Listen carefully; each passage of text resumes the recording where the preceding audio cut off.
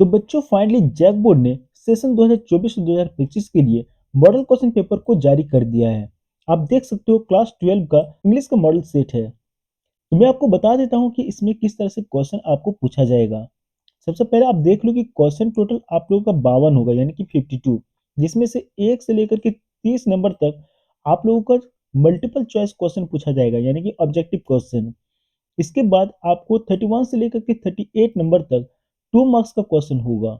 इसके बाद 39 से लेकर के 46 तक आपको 3 मार्क्स का क्वेश्चन पूछा जाएगा और 47 से लेकर के 52 तक 5 मार्क्स का क्वेश्चन पूछा जाएगा यानी कि टोटल 5 मार्क्स का क्वेश्चन रहेगा 4।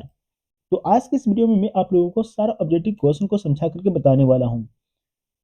अगले वीडियो में मैं आप लोगों को सब्जेक्टिव क्वेश्चन भी बता दूंगा। तो चलो देखते हैं इसमें ऑब्जेक्टिव क्वेश्चन कौन कौन से दिए गए हैं। तो पहला क्वेश्चन है notice writing is an example of. Notice writing इनमें से किसका एक एग्जांपल है? इसका आंसर हो जाएगा फॉर्मल कम्युनिकेशन का।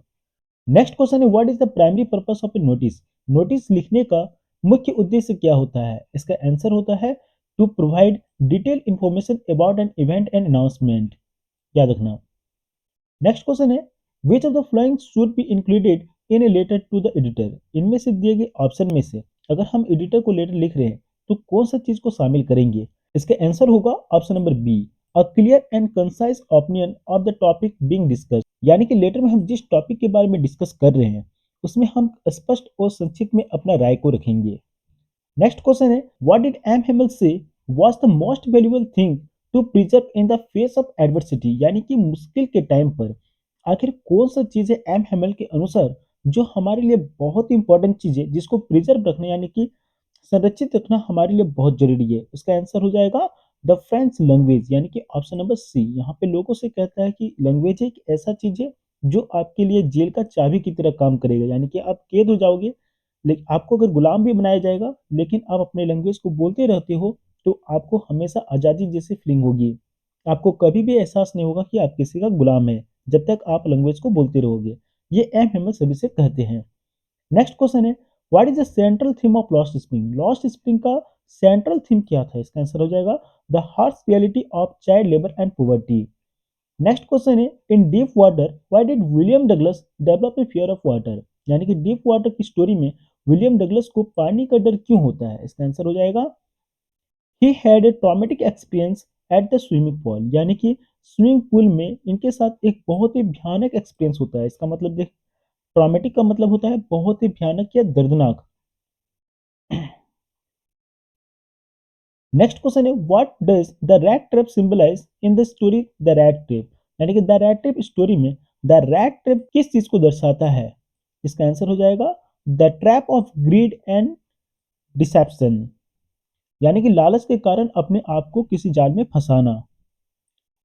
नेक्स्ट क्वेश्चन है what was the main reason for the success of Champaran movement in Indigo. Indigo chapter में चंपारण आंदोलन का सक्सेस होने का मेन कारण क्या है? इसका आंसर हो जाएगा the leadership of Mahatma Gandhi and the support of local peasants. Mahatma Gandhi का नेतृत्व और लोकल किसानों का सपोर्ट के कारण ये मूवमेंट काफी ज्यादा सफल रहा था। नेक्स्ट क्वेश्चन है in point and pancakes what does the author describe. Points and pancakes chapter में ऑथर यानी कि अशोका मित्रन किस चीज को डिस्क्राइब कर रहे हैं? इसका आंसर हो जाएगा the humour of irony of life in the film industry. Next question है what is the significance of the third level in the third level. यानी कि ग्रैंड सेंट्रल रेलवे स्टेशन पर जो तीसरा स्तर था उसका क्या इंपॉर्टेंस थी? इसका आंसर हो जाएगा it represent the escape into a world of fantasy. Vistas का पहला चैप्टर द थर्ड लेवल में चार्ली द थर्ड लेवल के बारे में बात करता है। वो कहता है कि थर्ड लेवल एक ऐसी जगह है ग्रैंड सेंट्रल स्टेशन में जिससे कोई भी प्रेजेंट टाइम से पास्ट टाइम तक भाग सकता है। एक्चुअली में उसको प्रेजेंट टाइम से नफरत था और वो पास्ट भाग जाना चाहता था, पर वास्तव में कोई थर्ड लेवल था नहीं, ये एक कल्पना थी। इसलिए इसका आंसर हो जाएगा it represent the escape into a world of fantasy. Next question है what amount of money was stolen from the crofter pouch. यानी कि क्रॉप्टर के पॉकेट से वो पैडलर कितने रुपए की चोरी करके भागता है? इसका आंसर हो जाएगा 30 kroners. Next question is why was the tiger king so determined to kill 100 tigers in the tiger king.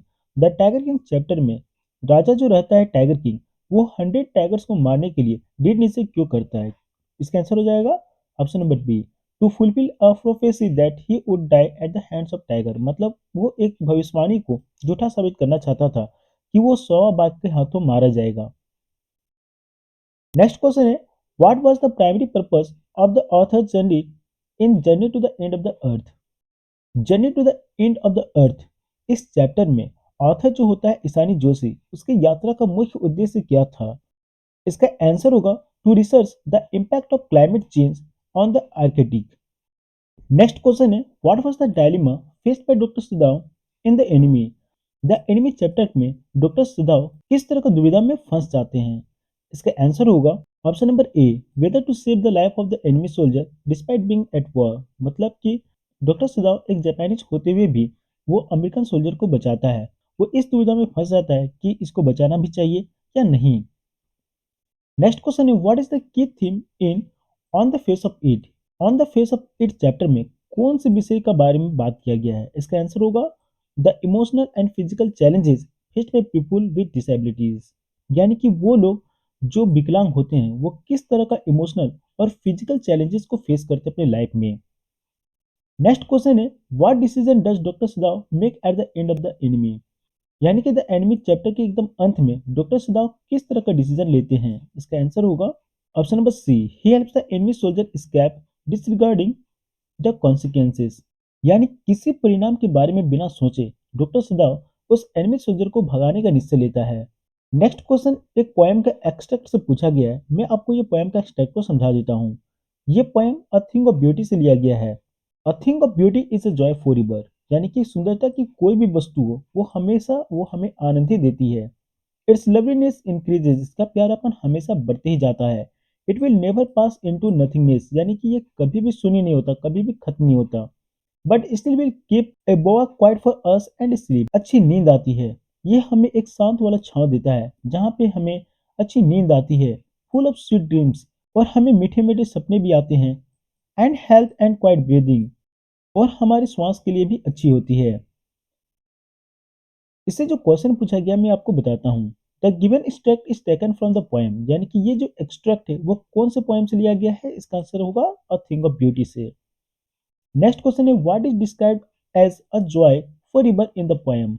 एक ऐसी खुशी का स्रोत जो हमेशा रहे, इस पोएम में किस चीज के बारे में जिक्र किया गया है? इसका आंसर होगा a thing of beauty. Next question है, what feeling does the poet associate with a thing of beauty, यानी कि सुंदरता की वस्तुओं के साथ पोएट किस तरह का फीलिंग को जोड़ने का प्रयास कर रहे हैं? इसका आंसर हो जाएगा sweet dreams, health and quiet breathing. Next question है, what does the poet mean by keeping quiet. Keeping quiet का मतलब पोएट के अनुसार क्या है? इसका आंसर हो जाएगा refraining from speaking and taking time for self reflection, यानी कि वो कहते हैं कि हमें हमेशा बोलते नहीं रहना चाहिए, यानी कि हमें कभी आत्मनिरीक्षण के लिए भी समय निकालना चाहिए। नेक्स्ट क्वेश्चन है, what is the speaker suggest about the city people who pass by the road side stand. Road side stand के बगल से जो सिटी के लोग पार होकर के चले जाते हैं, उन लोगों को कवि क्या सजेस्ट कर रहे हैं?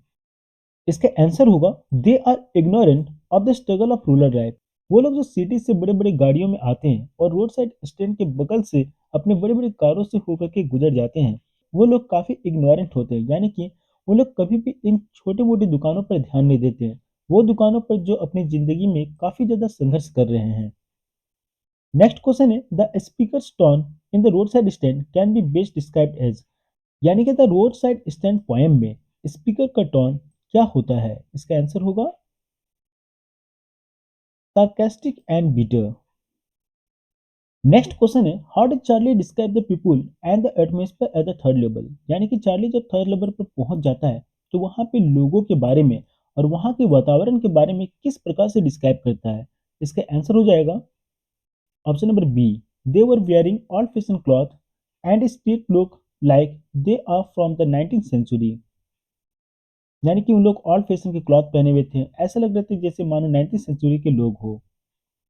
नेक्स्ट क्वेश्चन है, how many tigers does Maharaja need to kill to prove the prophecy wrong in the tiger king, यानी कि द टाइगर किंग चैप्टर में महाराजा को कितना बाघ मारने की जरूरत थी ताकि वो भविष्यवाणी को गलत साबित कर सकता था? इसका आंसर हो जाएगा 100 टाइगर्स। नेक्स्ट क्वेश्चन है, who are the two main characters in on the face of it. On the face of it chapter में दो मेन कैरेक्टर कौन कौन से हैं? इसका आंसर हो जाएगा option number A, Derry and Mister lamb.